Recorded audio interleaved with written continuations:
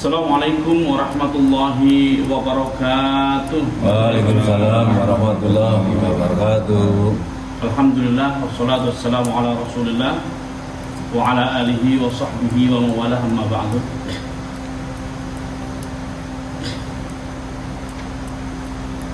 Rabbi shrah li sadri wa yassir li amri wahlul 'uqdatam min lisani yafqahu qawli. Allahumma la 'ilma lana illa ma 'allamtana innaka antal 'alimul hakim. Qala al-musannif rahimahullahu ta'ala wa nafa'ana bihi wa bi'ulumihi fid dharain amin. Muslimin yang dirahmati Allah, alhamdulillah pagi ini kita bisa melaksanakan sholat berjamaah dan kita mulai dan melanjutkan kajian kita membaca kitab Tafsir Al-Munir. Ini masih juz 1, semuanya ada 17 juz. Insyaallah ini kita akan banyak pengetahuan yang bisa kita dapatkan, insyaallah. Amin.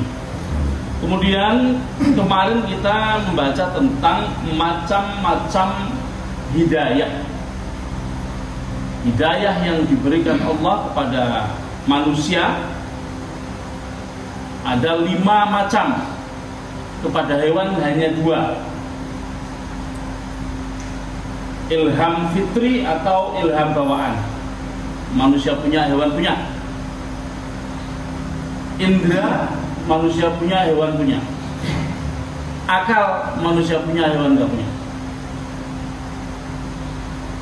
Akal ini yang diharapkan membedakan yang benar dan yang salah. Tapi pada kenyataannya akal dipengaruhi oleh hawa nafsu, kelezatan dunia, gemerlapnya dunia, juga oleh syahwat. Apalagi ditambah waswasati syaitan atau bisikan syaitan. Itu membuat seseorang yang hanya mengandalkan akal saja kemudian mendapati diri mereka berada di jurang kehancuran. Kehancuran bukan berarti selalu kehancuran ekonomi, ya. Kehancuran tidak selalu kehancuran harga diri, kehancuran tidak selalu yang bersifat dunia, tapi justru orang-orang yang diberi istidraj oleh Allah. Istidraj itu apa? Sanastadrijuhum. Mereka diberi pangkat, diberi jabatan, diberi uang, diberi semua gemerlap dunia, tiba-tiba mati. Dilulu. Kemudian bahasa Cilacap ada nggak? Ngelulu ada nggak? Jor. Dicor. Nah ya, dicor. Dicor. Orang Magelang di ngelulu ya. Nah, terus kita akan melanjutkan pada pembahasan yang keempat. Hidayah yang keempat itu apa?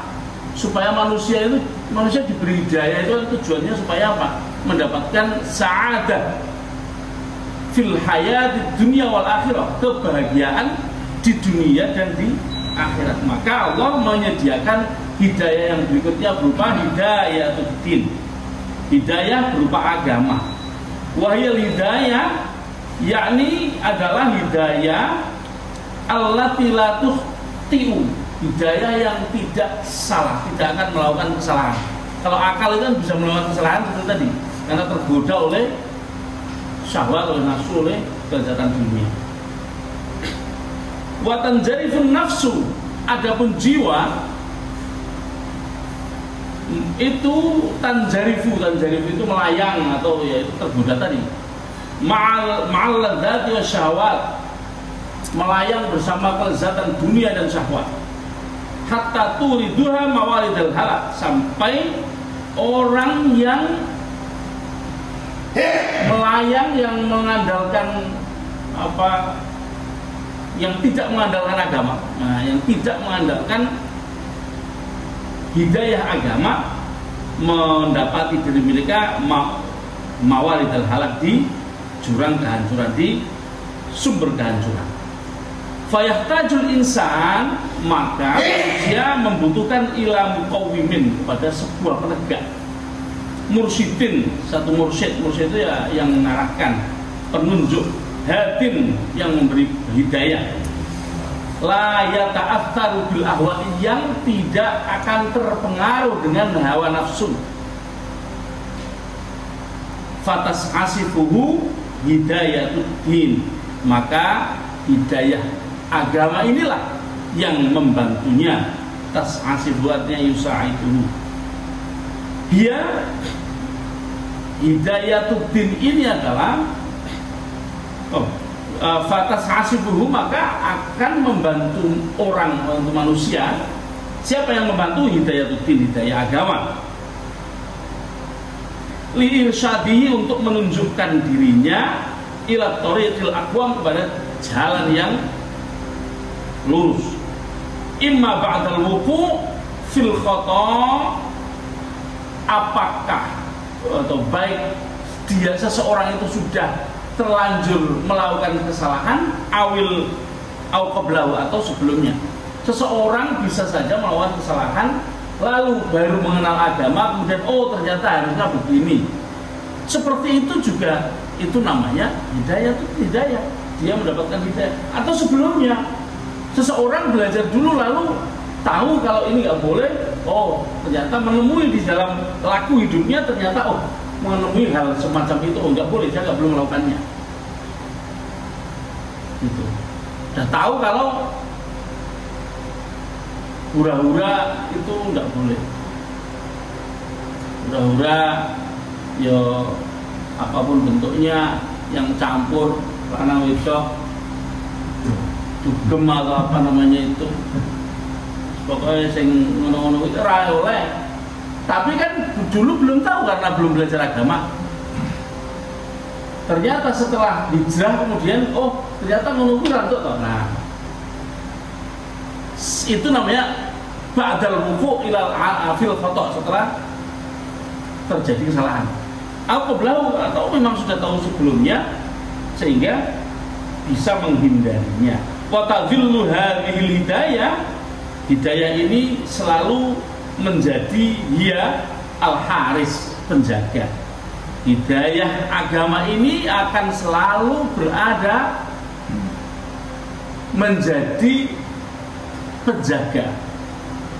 Kan tadi dikatakan seseorang membutuhkan muqawwim, penegak, penunjuk yang tidak terpengaruh oleh hawa nafsu. Ya agama itu, agama tidak terpengaruh oleh hawa nafsu, karena dia adalah perangkat aturan, semacam undang-undang. Syariat itu ya undang-undang itu. Syariat itu jalan, syariat itu artinya jalan. Sehingga itu ya rambu-rambu berupa aturan. Aturan tidak akan terpengaruh oleh hawa nafsu karena dia tidak memiliki hawa nafsu. Hawa nafsu ada di manusia. Maka dia akan selalu menjadi penjaga yang amanah. Al-Haris Al-Amin. Dia akan menjadi penjaga yang amanah. Alladzi yafi'u ilaihal insan, yang manusia memenuhi laku hidupnya dengan aturan-aturan agama tersebut, litazawudi, untuk apa? Berbekal diri bimafatihil khairi, dengan kunci-kunci kebaikan, wat tasalluf, dan mempersenjatai diri dengan agama tersebut, bimidlaqis syarri, untuk menutup keburukan-keburukan. Kalau tidak dengan agama, kalau hanya akal saja, niscaya semua yang enak-enak akan terasa tidak ada masalah, kerjakan saja yang enak. Akal menerima rasa enak, sama seperti hawa nafsu. Faya'manul 'athum, maka manusia menemukannya. Wa yudminun najah, manusia menemukan keamanan dirinya di dalam beragama ini. Wa yudminun najah, dan terjamin kesuksesannya, bukan kesuksesan ini, keselamatannya. Kalau manusia ini menggunakan agama, jelas terjamin ke selamatannya. Keselamatan ini baik di dunia maupun di akhirat, karena agama ini nggak cuma ngatur akhirat. Agama ini ngatur kehidupan sosial di dunia, bagaimana caranya menghadapi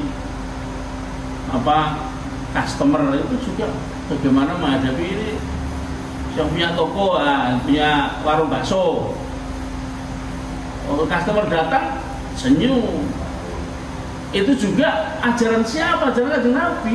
Kanjeng Nabi itu ya membawa ajaran agama, senyum, sehingga makin lama makin banyak, akhirnya semakin gede, semakin, nah itu urusan dunia loh.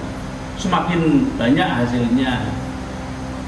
Kalau tidak senyum, kalau dengan pelanggan orang damai, ya sesuk ora kemana kan. Semua akan seperti itu.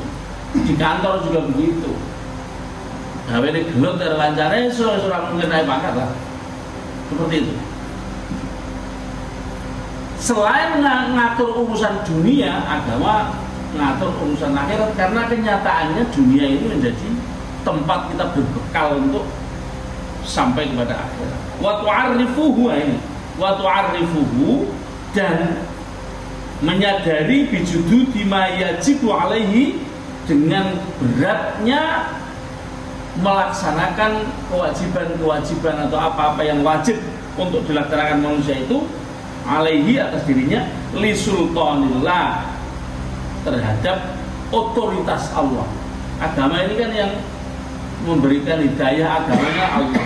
Dia mempunyai otoritas, kekuasaan, yang memang otoritas itu ditancapkan dalam aturan-aturan agama yang berat dilaksanakan, tapi disadari, manusia menyadari itu berat dilaksanakan, tapi disadari. Toh alladzi yakhdu'u lahu fi a'maqi nafsihi, setiap manusia siapapun itu sebenarnya yakhdu'u fi a'maqi nafsihi, sebenarnya manusia yang kafir maupun yang mukmin, di dalam lubuk hatinya yang paling dalam itu yakhdu'u, nyerah pada Tuhan. Nyatane wong kafir nek ana boyo misalnya lagi gempa nggak karu-karuan, yang disebut siapa? Tuhan. Wis ta, nang jerone wong lagi jo nggak karu-karuan, saya pernah lihat video, jelas bukan mukmin, malah ateis. Wong saya kenal orangnya begitu, tahu. Lagi gempa hebat Jakarta mana? Yang disebut ya Gusti Allah. Itu artinya di dalam dirinya itu tertancap rasa menyerah, penyerahan diri pada Tuhan. Hanya saja akalnya menutupi. Akal dia menutupi, karena akal itu sudah dikuasai oleh dunia.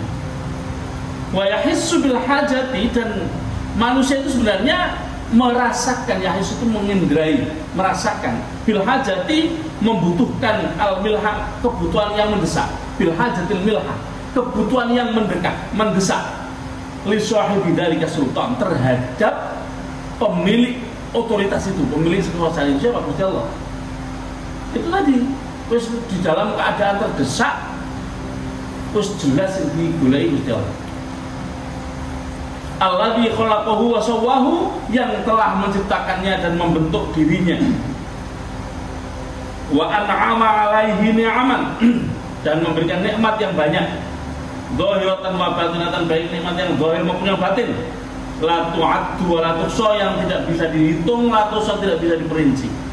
fasorat hadhihi hidayah, maka hidayah ini, hidayah yang keempat ini menjadi asyaddu ma yahtaju ilaihal insan, yang paling dibutuhkan oleh manusia. Hidayah yang paling dibutuhkan oleh manusia, yang paling dibutuhkan. Ada 5 hidayah ya, kita baru bahas 4, yang masih ada 1 lagi hidayah. Tapi di antara 5 hidayah semua itu, yang paling dibutuhkan adalah yang keempat ini, yang paling dibutuhkan. Meskipun nanti untuk jalan istiqomah, untuk jalan betul-betul mempersiapkan diri, yang kelima ini. Tapi yang keempat adalah yang asyaddu ma yahtaju ilaihil insan litahqiqi sa'adatihi, untuk mewujudkan kebahagiaannya. Bahagia berarti di dunia dan di akhirat. Waqad asyara al-Qur'an ila tilkal hidayah, Al-Qur'an sudah memberikan isyarat kepada hidayah tersebut fi ayatin katsirah, dalam banyak ayat. Wa hadainahu najdain, kami telah memberikan hidayah berupa 2 jalan. Apa itu 2 jalan? 2 jalan bayyana, kami telah menjelaskan lahu tariqai al-haq al-khair wal syarr, telah memberikan 2 jalan, yaitu baik dan buruk, wasa'ada wasyaqa, dan kebahagiaan, wasyaqa, dan penderitaan. Kami sudah memberikan hidayah berupa 2 itu. Kemudian ada ayat yang lain, a'udzubillahi minasyaitonir rajim, wa amma samudu fahadainahu wa amma samudu fahadainahum fastahabbul 'ama 'alal huda. Ini kaum Samud, pernah dengar toh? Kaum Samud itu, wa amma samudu, adapun kaum Samud, fahadainahum, kami sudah memberikan hidayah kepada mereka, fastahabbul 'ama, maka mereka lebih memilih 'ama, buta, alal huda, terhadap huda. Maksudnya adalah arsyadnahu, kami telah menunjukkan mereka ila thariqil khairi, kepada jalan kebaikan, wasyarri, dan jalan keburukan. Silahkan milih. Waqtaru atani, sayang sekali kaum Samud memilih yang kedua. Janganlah kita menjadi seperti kaum Samud. Kaum Samud sampai diomongkan di Quran saking kurang ajari kaum Samud. Kaum Samud itu diceritai panjang, dan tapi waktunya sudah habis, makanya kita tidak tutup. Mudah-mudahan sedikit ini ada manfaatnya. Itu keterangannya saya tambah di pertemuan besok, insya Allah. Keterangan terhadap yang keempat ini mudah-mudahan masih ada. Mari kita akhiri dengan bacaan hamdalah bersama-sama. Alhamdulillah. Assalamualaikum warahmatullahi wabarakatuh.